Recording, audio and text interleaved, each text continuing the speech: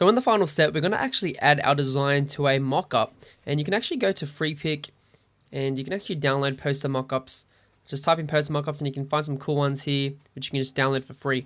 So what we're going to do is we're going to open up our mockup file in Photoshop.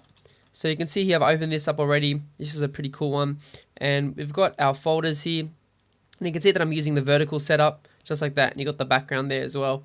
And what you can actually do, you can actually double click on this layer here, and it's a smart object, so you'll get this other file open up, and we can actually edit this. So you can see it has all these shapes here and stuff that we don't need, so you can actually just turn them off or delete them if you want. And what we can actually do is add our poster to it.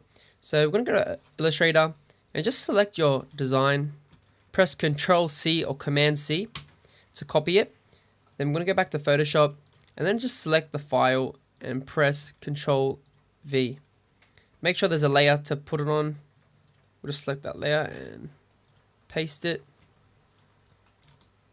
And then we're just going to scale it up holding Shift and Option or Shift and Alt if you're on a Windows. Then we're just going to move it like this. Press Enter. Then we're going to press Control S. So we're going to press Control S to save it. And now you can see our poster design is there. We can close this window and you can see how we've just added it to our mockup. And then, you can go ahead and you can edit. You can even add some, more shadows or maybe play around with the blending up modes as well if you want.